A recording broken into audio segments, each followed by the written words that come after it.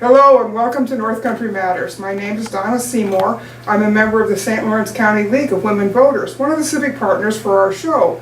Today we have in the studio with us Tom Burns. Tom is the superintendent of the St. Lawrence Lewis BOCES, the Board of Cooperative Educational Services. Tom, thanks for coming in today. You've been a guest on the show before and it's always nice to have you back.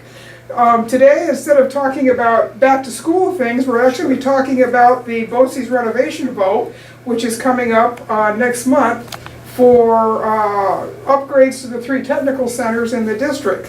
Why don't you give us just a little history of those buildings and why they're due for renovation? Sure thing. So the state legislature passed the law that empowered BOCES, provided a charter for BOCES in 1948. From my interpretation of history, it took a while after the legislation for BOCES to catch on statewide. In the rural areas like this one, they tended to get up and running in the 60s with the planning stages. And in our BOCES, all 3 technical centers were constructed, during the late 60s and opened in 1970. So we have 3 tech centers. We have Seaway Tech in Norwood, we have Northwest Tech in Ogdensburg, and we have Southwest Tech in Fowler. So they're getting a little long in the tooth as far as buildings, aren't they? And they've had some small upgrades over the years, but this is a major project, isn't it? It is. I think, Donna, the real issue is, I mentioned the legislation in 1948, which I think a great deal of foresight, for the people who were sitting at the table statewide then, but they're not going to think of everything. No. And I think the real issue is there's just under the education law and how we fund BOCES projects, there's just not a really good mechanism for doing that. As you know, we cannot levy taxes. The school districts do that.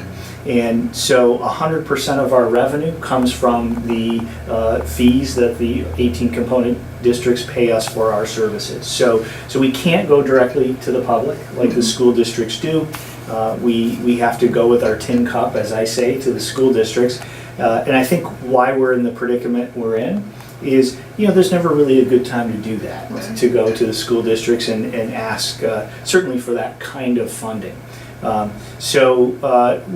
kind of let it go as long as we could. We've been doing routine maintenance. Our facilities crew has done a great job over the years.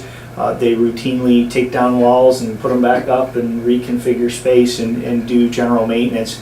But this really is about major infrastructure, and all of those systems are nearing end of life. When we started the school year, not this year in 18-19, but last year in September of 17, we had a well failure at Seaway Tech, and so the students in that region couldn't attend the tech center for the first 2 days of school. I think we were lucky. I think that easily could have been 2 weeks or 2 months. We were able to, to address the problem and have a temporary fix in place. I think if we don't do anything, those kinds of system failures become more frequent. And so we're really looking at the electrical, the entire electrical system, the plumbing, the sanitary lines, and really address the entire building envelope, the roof. And finally, when you've got these buildings all opened up in this manner, what we'd like to do is reconfigure all of the classroom and shop space. Our director of facilities calls our tech centers mini power plants. They really are. They're not like a school classroom. We're running welding and auto tech and all these types of programs in what we call our big door shops. In many of those shops we don't have classrooms. So the classroom becomes a table that the instructor, creates a space for in the shop. And so most of the BOCES that have done these kinds of renovations, they create classroom space, okay? So that the classroom looks like it does in all the school districts with the appropriate technology and power.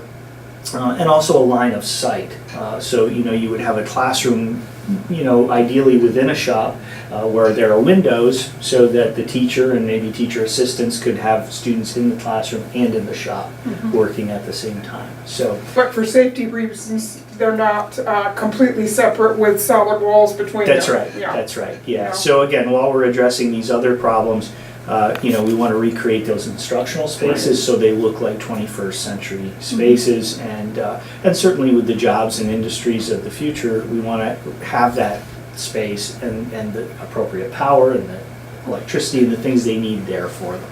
And one of the things that I can imagine very easily is that when some of those automotive tech classes were done back in the 1970s, the equipment that you're actually preparing students to go out into the field is very different. A lot of computer diagnostics and things like that you really can't put into a shop type space because it's much more delicate than wrenches and screwdrivers and what all. Absolutely, and at this point in time, we're just trying to keep the cost of this as low as we can.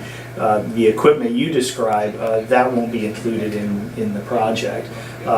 We tend to budget for that within our department budgets, and I have to say that our legislators and Senator Ritchie in particular has been very generous in that regard, and finds money for us at the state level. If we need a backhoe or a tractor or a fairly large piece of equipment, she's been very helpful. Oh, that's great. Yeah. So let's talk a little bit about the fact that you have 3 tech centers, and I know at one time you may have thought about, can we consolidate maybe into 2, but that really doesn't work in our BOCES district, does it, because of space and distance? It really doesn't. And when we had the well failure last fall at Seaway, and we brought the issue to the superintendents, we knew we were going to be going down this road.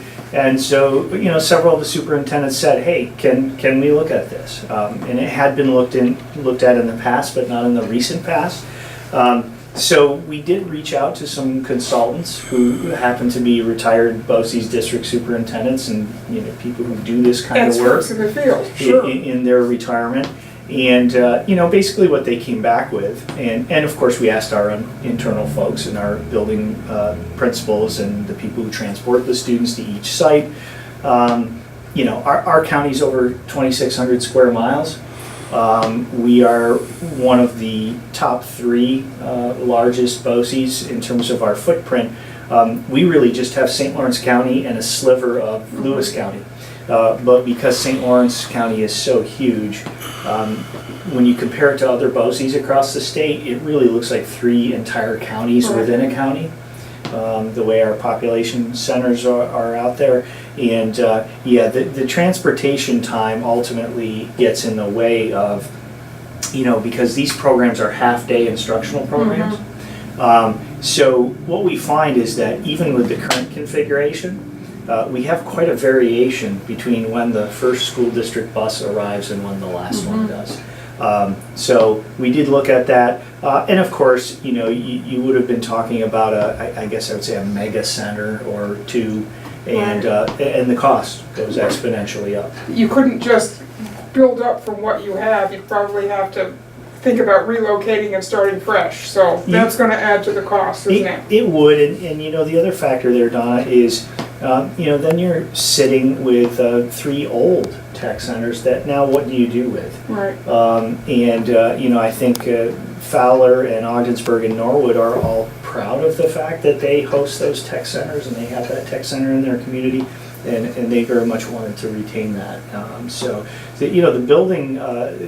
The building bones, I should say, are good, but it's just, again, it's 1970 equipment and systems, and we just need to upgrade those. Right, and you don't just serve students during the school day, do you? You use those tech centers for adult education in the evening, so they're also a community center and a resource, aren't they? That's right. Yeah.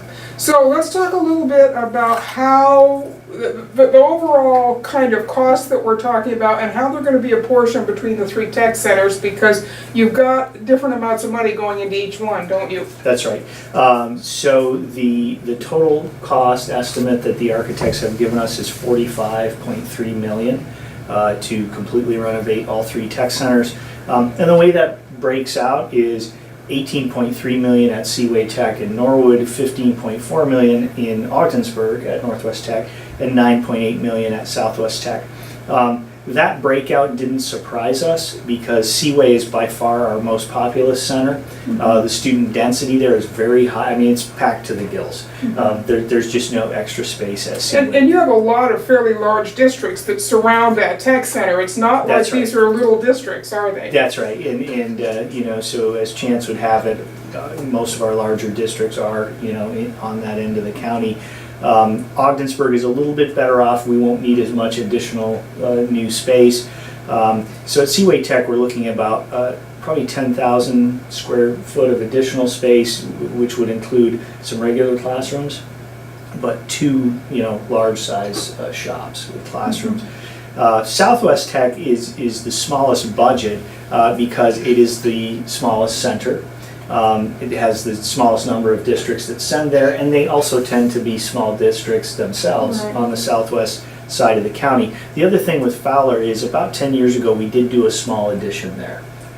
So, you know, we took care of them to a small degree, and so they won't require any additional square footage. Good.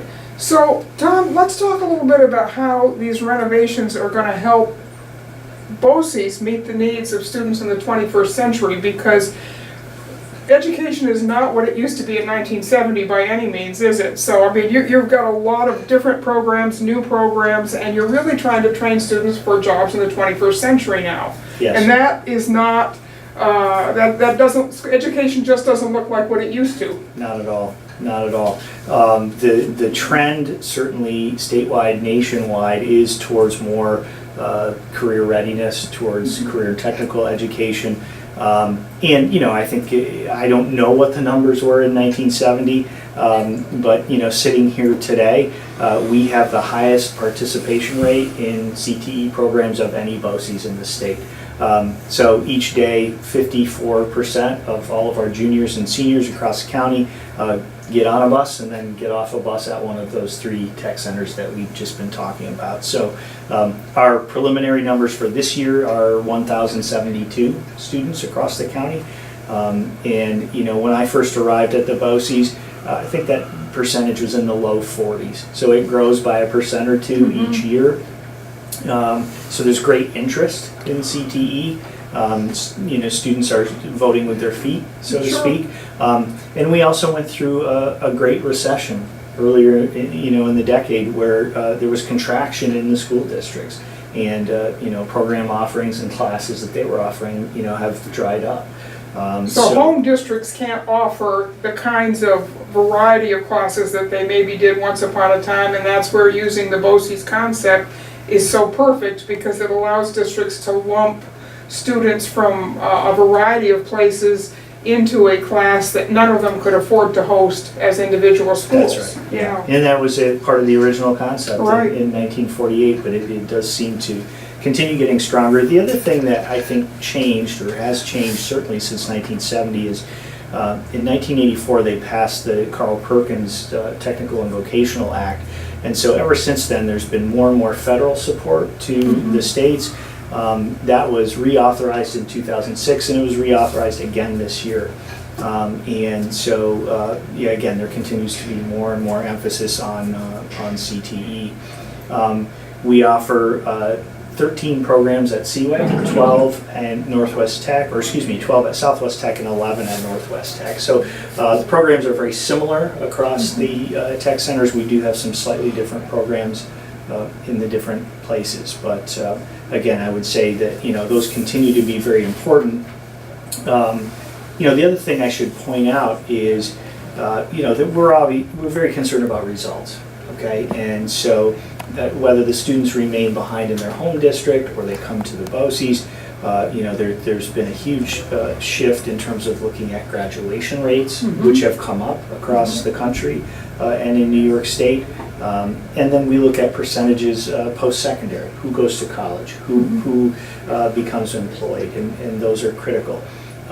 So, you know, the other reason I think all of this work is important is the students who go to the tech centers have a 94% graduation rate.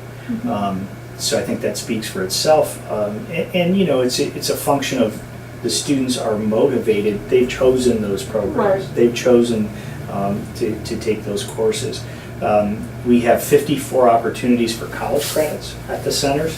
And the number that surprised me a little bit is we have 308 local businesses that provide internships and work-based learning components, which I think is fantastic. That is huge, because that is your entree into the work world, and it's hard to get through that door the first time unless you've had some kind of an experience like that. It's good for employers, it's good for potential employees. Yes. I would also suggest that if we talked a little bit about attendance has been an issue that more and more districts are beginning to look at, and I bet BOCES attendance is pretty darn high, isn't it? If you with that kind of a graduation rate, people are feeling like they're going to be successful in these programs, and so they show up every day. Yeah, and no, that's absolutely true. That is in the new federal ESSA bill. They will be looking, for each school district for what they call chronic absenteeism, 10% or more. I actually didn't bring those figures with me, but I do know that you're right, that the key is getting students to select and choose a BOCES program. If they get that far and they express that desire, and they get on the bus and they get there, then yeah, you're right, they tend to keep coming and their attendance is good. So the key is, again, to where does that interest for career and tech ed develop? Is it in the middle school? Is it earlier than that? I think with most students, we do visitations, for example, in 8th grade, where they come to the tech center. They come again in 10th grade, and but again, in terms of results, once we get them there, they tend to do. They tend to stay and do well. Well, that's important. Yeah. So we talked a little bit about the price tag. How is that apportioned out among the 17 school districts in the BOCES region? Because not everybody's going to be paying. It's not divided by 17. It's actually proportional, isn't it? That's right. That's right. And so I'm going to start with an average, and then follow that up by saying, right, averages are what they are. So on average, about 70% of this project will be aided by the state. And as I said earlier, the state in the original education law was very prescriptive about the way this has to go. It has to be funded by the 18 school districts, which it will be. So that cost will be spread amongst those 18 districts, and it will be financed over 30 years. We had several districts, and the main reason was the tax cap. Right, yes. So the school districts will account for this in their local budget. Okay, and whatever that annual allotment turns out to be, and it will be different for each of the 18 districts, that goes against their tax cap, or it will sort of eat up some of that allowable amount. There's actually a bill right now, hasn't been sent to the governor yet, but it's passed both houses of the legislature. It passed both houses of the legislature last year as well. Was sent to the governor, and he vetoed it. The reason we're hearing that he vetoed it is the tax cap is one of his signature pieces of legislation that he actually wrote sections of himself. I mean, he is very There's committed. Ownership there. He is very deeply committed to that legislation. And so, the expression I'll use is he doesn't like tinkering with it. His staff, they always have to send a veto message. So his staff, met with us following the veto message, and what they said is, we didn't like the fact that there wasn't mentioned that there has to be a voter referendum. The voters have to approve this. Okay. And our response was, well, it's in the law already. We didn't think we had to put that in the bill, but we've added it to the bill. There is language to address that, and it would be very timely in terms of our project if he were to sign that legislation. It would be a huge... Before the end of the session, which is always at the end of December. So, that's right. Yeah. That would be a huge boon to our school districts who wouldn't have to account for that expense within their allowable tax cap limit. But at the current time, we're just going to assume worst case scenario, it's vetoed again, and they have to account for it, which again, they will within their budget. The annual allocation that each district will pay This is one of the few times that being poor is an advantage. The poorer you are, the higher your BOCES aid ratio is. Okay. And so and it's very similar to the school district, their own formula for their state aid. It's a combination of property wealth, income wealth, and student attendance enrollment in their district. So there's it's factored on those. It's a fairly complicated formula then, it sounds like, really. All of their state aid formulas are. Yeah, that's each true. Year. That's true. Yeah. I sometimes joke, I think there are about 12 people that understand it across the state. And you're not sure about 11 of them? That's right, yeah. So will there be, as these renovations are going on, and is it expected to take about a year? How long are the renovations actually expected to go on physically? Well, I wish that were the case, first of all. Right, So, it's going to be longer than that then, sounds like. So the voter referendum is October 9th. Right. Obviously, we'll hope for a positive result. What we're hearing from State Education Department is if we get a successful vote on October 9th, and our architects can put this on the front burner and submit the project to SED. Right now, the architectural and engineering reviews are anywhere between 28 and 32 weeks. Okay. All right. So the timeline that we're assuming right now is that the project construction would begin in the summer of 2020. Okay. Which means, I think this is a positive thing for the districts in that they can plan for the expense. The expense would then hit their budgets in the school year 2020-2021. And the other thing to note, unlike some other types of BOCES aid or state aid, this state aid kicks in the same year that the project starts. With so other you don't forms, have to come up front with the money. That's right. With other forms of BOCES aid, et cetera, if you buy into a service, you have to wait until the following year before the aid kicks in. So that won't be the case with this. If we start in the summer of 2020, the construction will take at least 2 years. Okay. And we would look to do a lot of that work over the course of those 2 summers. Are you expecting there'll be a lot of disruption of staff and students during the renovation, or will that kind of be planned around the academic year so that it'll minimize the disruptions? So I suppose that depends on your interpretation of the term "a lot." I've lived through several school renovation projects. There's always a certain amount of disruption. What I found in my experience, Donna, is most of these, general contractors and architecture firms, et cetera, they do school business. They're used to this type of work.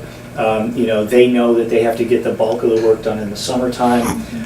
And there is some disruption and displacement, but what it usually looks like is, this class moves down the hallway this year or for a few months while they're working on that space, and then they move back. And so, you can usually coordinate that fairly well.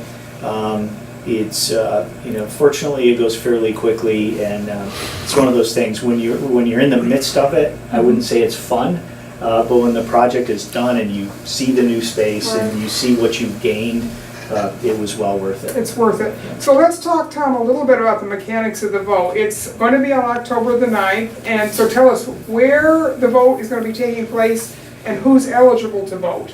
Yeah, okay. So the vote will be at all of the 3 centers that we just described. Right. So Southwest Tech, Northwest Tech, and Seaway Tech. The polling sites will be open from noon to 8 p.m. Okay, at all those sites. We are going to do another round of, I know you've seen some things in the media and the newspapers. We've really done 2 rounds of that. We'll do a final round, hopefully starting next week in the run-up to the election. We're pumping a lot of stuff out via social media. And basically what we're doing is we're not set up to do bulk mailing. Actually, the districts do that, but we don't. When we looked at it, if you're a school district, I don't know, again, it's been a while since I've been in district, you would have a number of households you would have to send your budget newsletter or a postcard to. when we looked at it, it's over 60,000 households. So even a postcard would be, 25 grand. Right. So what we're going to do is we have all the materials.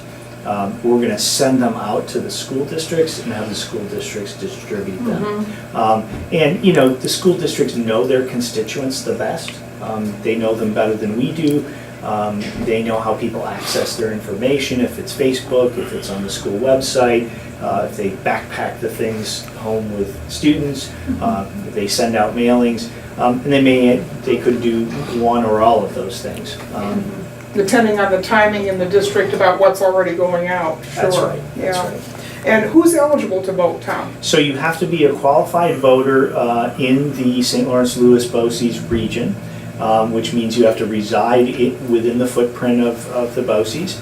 On the date of the referendum, you have to be over 18 years of age, a citizen of the United States, and have resided within the BOCES for 30 days preceding the vote. So very similar to other... To regular voting. That's right. In regular elections. And one question I have for you, is there a mechanism for absentee voting for somebody who physically can't get to one of the 3 tech centers or your center, your headquarters in Canton? That's right. Yes, there is. And so our district clerk has already sent, it was nearly 800, I think 770, to permanently disabled and other homebound voters throughout the county. Those are trickling in every day. We're actually getting a fairly good response on those. Off the top of my head, I'm not sure exactly, but I would say we probably have 200 or so, and we're getting about 20 a day. And if you didn't receive one of those notices, you can just contact our district clerk, at the BOCES in Canton, and we have to receive the application at least 7 days before the vote on October 2nd. And that's if the ballot is being mailed. Right. Okay.